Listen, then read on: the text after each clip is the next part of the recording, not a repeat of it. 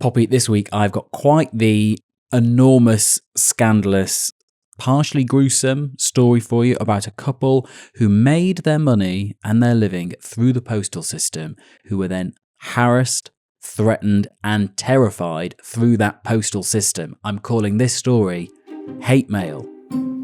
Oh.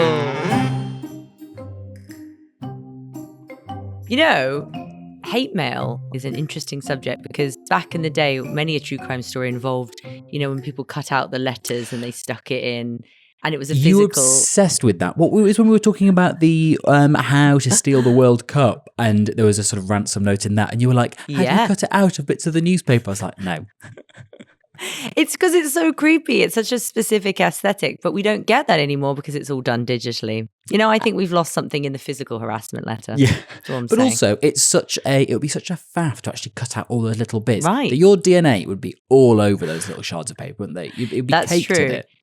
But also, it's the time and effort. I'm like, if you're going to harass, I want to feel like there was some collaging that was going on rather than just, it's too easy now. You just whiz it off, as we know from the hate mail we receive. Yeah, and people who do like doxing of people by like ordering pizzas to their front door. I mean, that's 4 clicks max on their phone. Yeah. No effort. Well, one of the good ones was when people were sending glitter balls. Did you see that? Where you explode it and then you'd get glitter everywhere. That was one way you could annoy people. But what does this one entail? Tell me, where does it take place? So this takes place in Natick, Massachusetts. So this is your patch. I know that sort of element of the format has slightly faded away as we basically just roll with whatever we find. So this is pretty sort of New England vibes, leafy commuter town, 20 miles west of Boston. Not a lot happens there. I did try to find some interesting fact about Massachusetts. I couldn't find any famous people other than sports people who I had no business knowing who were from there. But I did find out that William Finn, the Tony-winning composer and lyricist of the musicals Falsettos and the 25th annual Putnam County Spelling Bee, grew up there and went to school there. Wow. So, I mean, if you're talking about Boston, obviously you've got Matt Damon and Ben Affleck and people like that. But you mean specifically this part of Massachusetts. Okay. Exactly. But who does live there is a couple called Ina and David Steiner. They are a married couple and they run a newsletter / sort of lo-fi-ish looking blog website. And it's called E-Commerce Bites. And it's a sort of niche trade publication for people who sell things online. People who...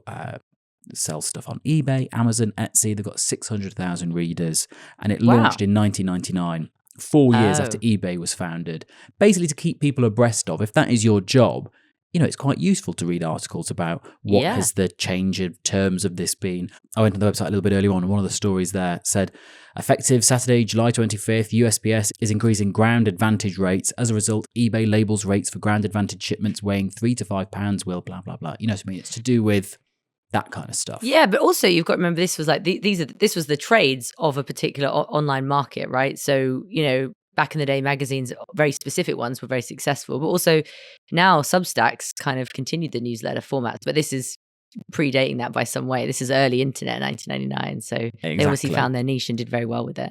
Yeah. And still going strong, still doing it. They report news, they flag policy changes, they have a comment section where obviously people can grumble about what's going on these various platforms. In 2019, in the summer of 2019, strange things started to happen. So they were holding a yard sale in their garden of their home when neighbours told them about something odd that had happened. When they weren't looking, someone had driven up, graffitied on their fence and left. My God. What did it say? It said just Fido Master, Fido Master, Fido Master. And that was the name of a particularly active eBay critical commenter on their website. I thought this is a bit weird. But anyway, they carry on. And then they started to get bombarded with newsletters that they'd never signed up for.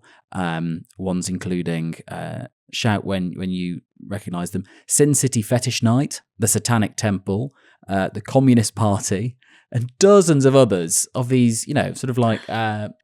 Classic variety. Friday night. Classic Friday night. But then things started to take a bit more of a dark turn when they started to get some quite threatening messages online. So there was a social media account called @Tui_Eli. The picture was a skull. Is basically all you need to know, and it was saying that they were a sort of angry eBay seller from Samoa who said that e-commerce bites and some of the things that they were reporting was hurting his sales. So he started sending all these shouty things. Ina and David weren't replying, as I guess you wouldn't when you get random messages from sort of random profiles. Yeah. And then this poster said, "I guess I'm going to have to get your attention another way, bitch." Can we swear on this podcast? I don't know. I think we do. Which is one thing. I don't know if you've ever had messages like that. I haven't, but go on. No, I was just going to make a silly joke, but it feels like we're hearing slow escalation, and they really don't know the origin of it. Yeah. But they presumably don't necessarily think these things are all connected, because they're probably thinking, well, we're on the internet, there are nutters out there. Yeah, this poster is arguably in Samoa, and they had graffiti on their fence in Massachusetts, quite far. But then stuff starts coming through the post. So first of all, they get a funeral wreath. There is a box, and inside it there are live cockroaches that spill out on the floor when they open them. They get a DM shortly after that one saying, "You get my gifts, C word, ? And then it starts the messages actually to have sort of veiled threats of violence. One of them says, "When you hurt our business, you hurt our families. People will do anything to protect family." The parcels keep coming. Spiders, fly larvae, maggots. There was a book about widowhood, which was sent to this couple. And in a particularly gruesome twist, a Halloween mask, which was the face of a pig smeared in blood. My God. Which is not nice to receive. But then it gets even worse. I mean, this one doesn't even get to them, but someone orders a fetus of a pig to be sent to their home. And it's only stopped because the supplier basically just gets a bit suspicious and starts asking questions, and thankfully it was never actually shipped, but it was ordered. So, it's quite terrifying stuff to have people want to send that to you. And then it takes another sort of weird twist. They start getting pornography mailed not to them but to their neighbours, but in their name. So your neighbours would start receiving these sort of dirty magazines with your name and address on it. Adverts then start appearing online, posting their address, fake listings saying, come to this house for a swingers party, all hours, anytime, come along. Expect to be let in. Can you imagine what that would be like, having all of this ramp up around you? I would be inconsolable, I think. Well, I would just be like, this feels really personal. Like, this is such targeted venom that it's got to be like an ex-boyfriend or a jilted lover. Like, it's something's going on that's really personal. In the real world. You can't imagine that this is someone just online doing this. Right. It's someone maybe you've met. Yeah. Well, they were terrified. They later said that they were so scared in their own home, they started deliberately sleeping in separate rooms so that if someone broke in during the night, at least one of them would be able to get out and phone the police or something. Exactly. Oh my God. And they were thinking throughout all of this, as you were saying, like, who would be doing this? I mean, was it to do with some of their reporting on sites like eBay that you'd been doing? And this all gets really claustrophobic. And they even start to feel like they are being watched. Because they are. A group of people has flown across the entire country from a completely different state to Massachusetts to be near them, to sit outside their home, and to follow them. And these people's plan, eventually, is to plant a tracking device onto the Steiner's car, a GPS tracker, so that their every movement can be tracked in real time. Hilariously, these people aren't necessarily so capable of this. They get there and realise the car is in a locked garage. So then one of them gets sent out to try and get some tools to try and open the garage. They fail that. And to explain why they've arrived near Boston, two of them are registered at a software conference nearby as a sort of cover story. God. But the Steiners aren't fools. they notice that they're being watched. They notice that cars are starting to follow them. And David does the thing that actually helps crack this case open. He writes down the number plate of one of the cars that he sees following them around, which I don't know if you do that. If ever you're in some sort of like, I don't know, slightly scary situation, I'm very good at like going, repeat it in my head. Remember that. Interesting. I try to, but I've got a really bad memory. But in my head, I would like to be that person. But I have, I sometimes take it in if I think there's like, I don't know, I've seen couples like fighting in the street and I'm not sure if it's going to get physical. And I kind of try and like take in a kind of witness snapshot way. But license plate, I think I would take a picture. But you're saying at this point, they've seen these cars kind of following them. They've seen them outside their place. Have they witnessed the person trying to install the tracker on their device? No, haven't seen that. No, they haven't seen that. But that's coming. But they have written down this license plate. And do they give that to the police? They do. They give it to the local Natick Police Department, which is this sort of local force. And that police force pull on that thread. They trace the vehicle. It's a rental car, they realise, and they go through the paperwork, try and figure out who has hired it. Another clue is that they have been sent pizzas, that pizza doxing we mentioned earlier, where pizzas arrive at the door and, well, you owe me $70 for all these pizzas you've ordered. I haven't ordered any pizzas. How spooky. They find that the pizzas have been paid for using a gift card, which was bought in Silicon Valley. These weirdos are about to be unmasked, and we will do so after these messages. Poppy, we are still in Massachusetts in the United States, trying to figure out who all these creepy people are who are sending odd parcels and messages and even stalking this couple, the Steiners, who run this website, this blog for people who sell things on websites like eBay and Etsy and things like that. I mentioned that they aren't necessarily the brightest. They are doing some things well, these people. We later understand they are creative. I will give them that. I mean, creative. That is a word. They are using burner phones, so they can't be traced. They are trying to use prepaid debit cards, so there's a bank trail. They've set up all these accounts anonymously. They're doing everything through a VPN. But as I pointed out, there are things like the reg number, the particular method that these pizzas were ordered, and it leads police to eBay itself. These were people working for eBay's global resilience and security team. That is crazy. So how many negative articles have they even written about them? I mean, how much of a risk did they pose that this would lead them to take these steps? I mean, some of it was, it was sort of the kind of, I would say, reporting that you would expect anywhere else about sort of like corporate life and how much people were being paid and things like that. Reminder, eBay's founding principle was people are basically good. But in this instance, at that point, almost $50 billion company were not being basically good. So it wasn't just all these people who sell on eBay who read the Steiner's website, E-commerce Bites. It turns out the most senior executives at eBay did as well, and they didn't like it. They didn't like the comments underneath, all these anonymous readers piling in. In August 2019, Ina Steiner had written a story about a lawsuit that was happening. eBay was accusing Amazon of poaching some of its sellers. Quite routine. 33 minutes after that article went online, the CEO of eBay, a guy called Devin Wenig at that time, sent a message to his then communications chief, a guy called Steve Weimer, and the message said this: if you are ever going to take her down, now is the time. There had also, so dramatic, there had also been a story back in April where there'd been a piece about the new CEO's pay, and, Ina's piece had said something along the lines of, like, he's being paid, his compensation package is worth $18 million, and that's sort of 152 times what the average worker is getting. This message was sent after that saying, we are going to crush this lady.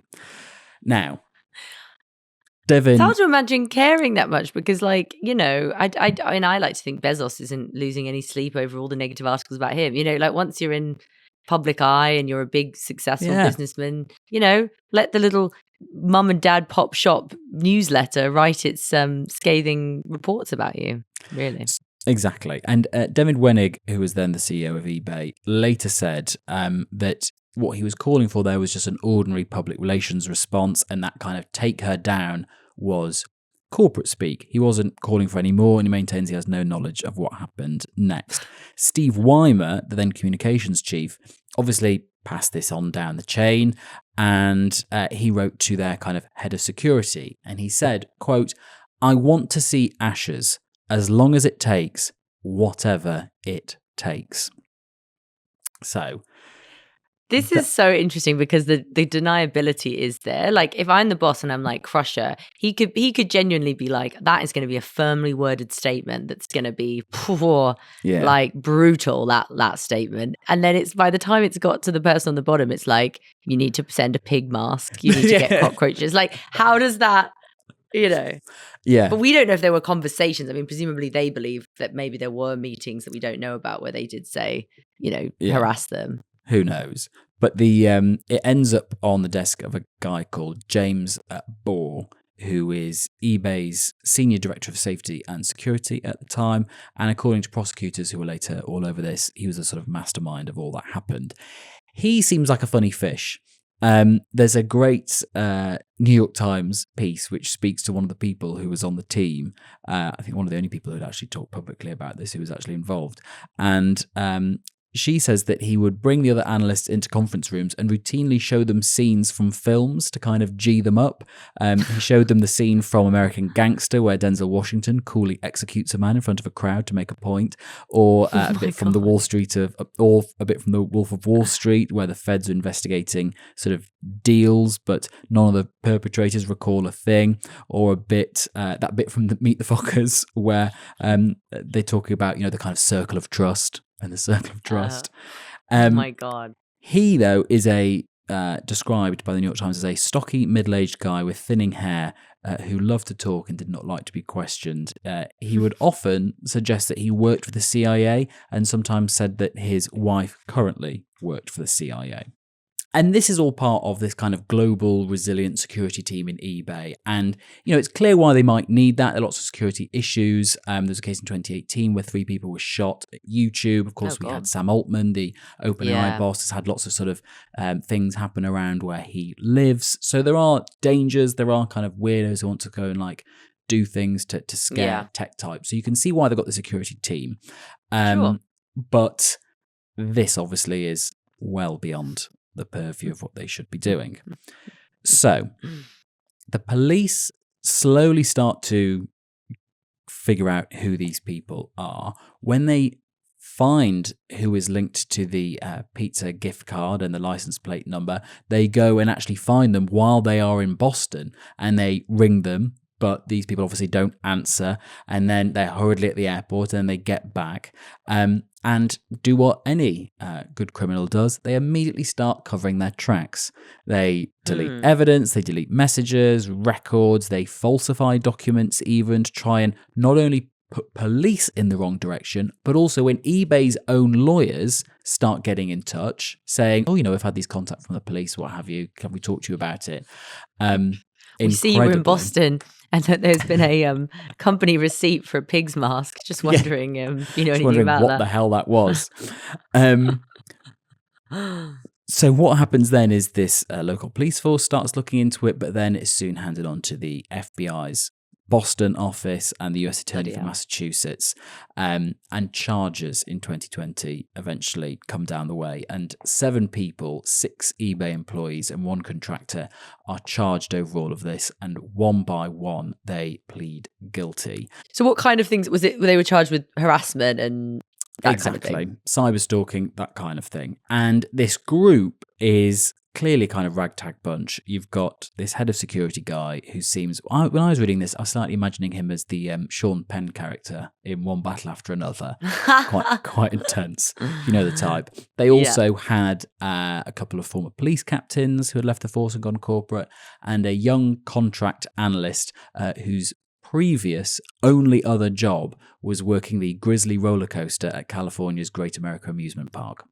Oh my God. This has got to be a movie. Exactly. This is so funny. When I saw that detail, I thought this is the point where Poppy is like already imagining the kind of, I'm thinking almost like a kind of Ocean's 11, a kind of a ragtag bunch, but yeah, you've got the guy operating the roller coaster and they say, I've got a new job for you. And they come and join the eBay HQ, which they think is going to be really corporate and calm, and actually involves this kind of level of crazy.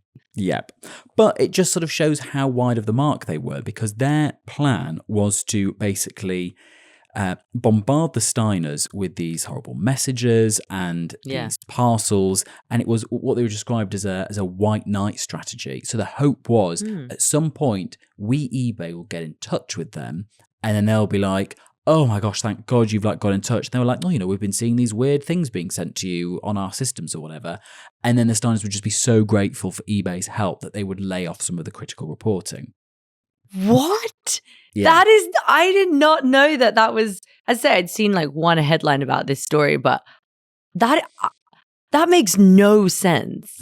They thought they were going to be like, oh my God, eBay managed to stop our harassers and they're such a great company, and like anything else we ever report is going to be tarnished by that view. Well, like benefit from that view. Yeah. That is so funny. They must have been stoned when they came up with that plan. That is such a bad strategy. And they also thought as well that the Steiners were in cahoots with this very active commenter called Fidomaster, which was the sort of first weird thing, was the spray paint saying Fidomaster. That was one of this ragtag bunch. This was one of the first things they did, was spray paint on there, because they thought either the Steiners were in cahoots with this person, or it's their kind of alter ego where they start posting online. This Fidomaster spoke to the New York Times, even though sort of no one knows who they are still, and said that they got an unsolicited message from someone who claimed to be 25, called Marissa, and was a former eBay employee, saying she possessed extremely damaging videos of executives misbehaving. Could you help me contact the Steiners to hand this over to them? And Fidomaster was like, well, you just go on their website, there's an email there. And this person was like, no, basically, I think we should do it through you, and we can drop it on a pen drive at a hotel of your choosing somewhere in the country. This person was like, yeah, no thanks. That was how desperate they were to try and like see, is there some connection? The link. Yeah, draw the link, which seemingly wasn't there.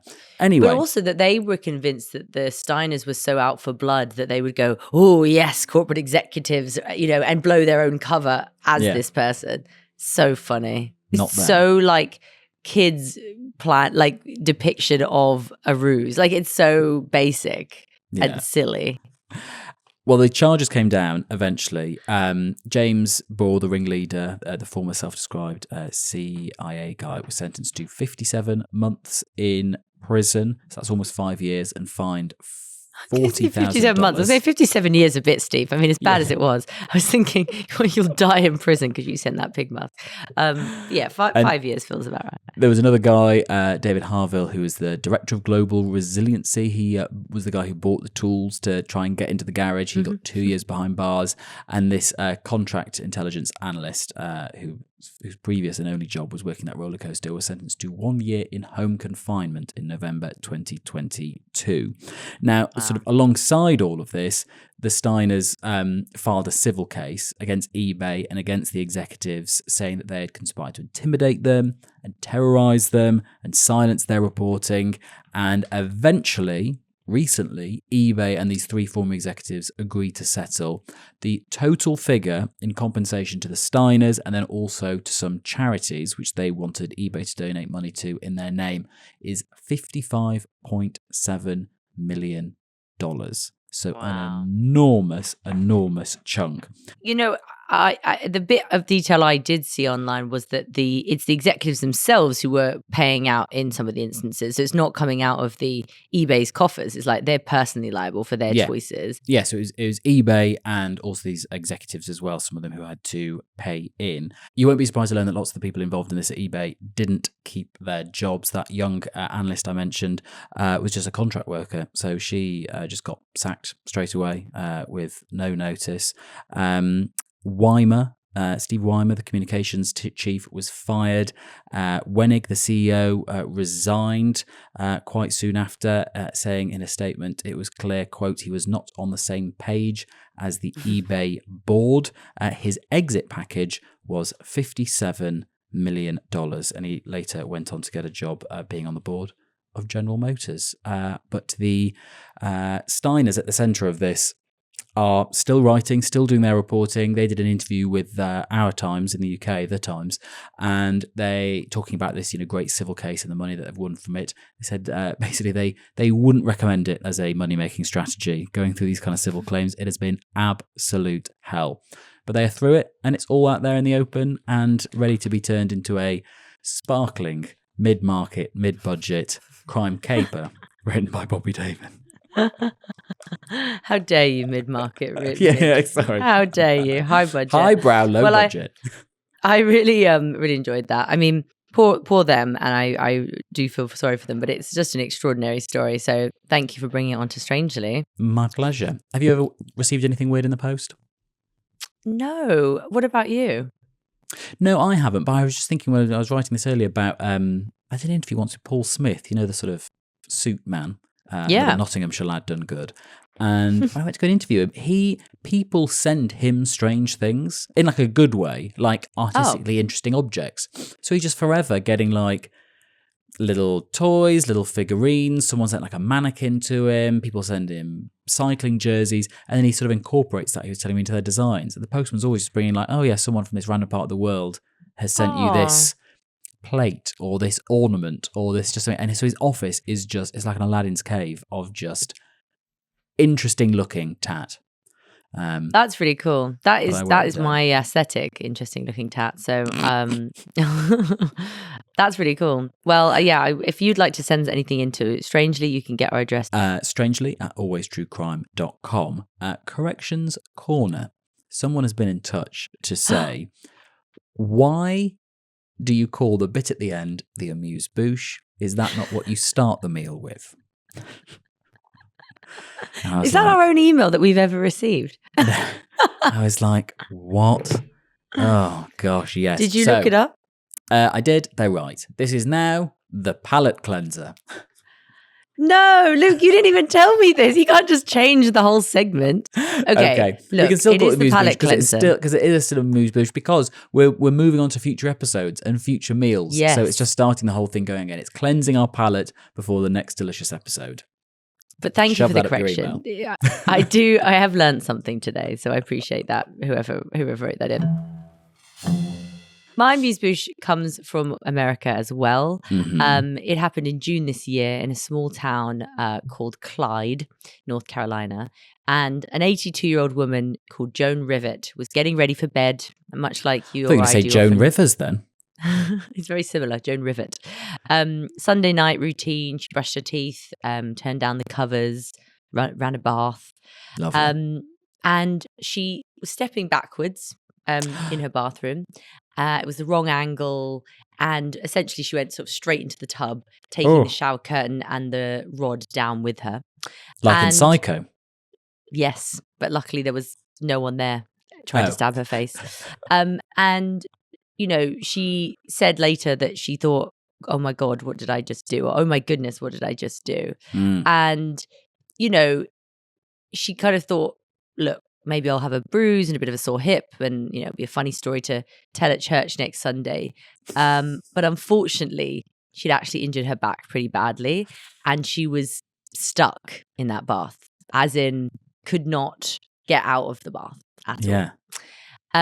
Her phone was in the next room, but it was very far across the room that she couldn't reach for it. She lived alone apart from with a cat.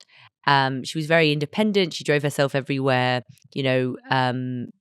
including for doctor's appointments and things like that. And, yet maybe because of that, no one really noticed. So in fact, poor Joan spent 9 days in that bath. She couldn't reach food. She couldn't reach water apart from presumably the one that she's in. She tried to splash it on her face to drink. And she could sort of at times see people, neighbors having a life outside. She obviously tried to shout to them. Nightmare. But people were just carrying on as normal. She could see her car was in the driveway. And so people presumably thought, oh, she's just having a few days in. her only sibling was a brother named Bill, and he had tried to call her quite a few times. He also called the sheriff's department and asked them to do a welfare check. And eventually, after those 9 days, they did. So on the 10th of June, they found Joan in the bathtub, semi-conscious, really dehydrated, covered in bed sores from 9 days on the hard porcelain. And, she had to go to have a rehabilitation and get back on her feet. She was obviously written about. This was kind of the woman who spent 9 days in a bath. And she seemed to have a really good sense of humor about it, which is why it caught my eye. She said, it was her faith that kept her through and her stubbornness. And, she sort of said that really she lived a very ordinary life and that this was a fun adventure after everything. And her brother's takeaway, he was quoted as saying, they're now going to be a lot more vigilant about single people in their lives. And he says that, other people should do the same. So if you've not heard from someone and the last you heard was they were having a bath, make sure you go check on them. But I sort of, when I first read the headline, thought, there are worse places to be stuck because I quite love a bath. But 9 days is taking a bit far, isn't it? Yes. And actually, I'm glad she survived, because when you started that, I was thinking, oh gosh, she's not going to, because there was a story here last year in Surrey, a woman who was laid dead in her flat for 3 years before someone found her. No. So I thought that was what you were going to tell us. But it's good she got out of the bath and lives to have another proper bath. Happy ending. Exactly. So that's my little amuse-bouche today. And thank you for your story. We will be back next week, and do email in if you want corrections. Maybe we've got something wrong, let us know. But also we want your Strangely stories. We're yet to hear any, but we would love to hear some. So do write to us. See you next Tuesday. Bye.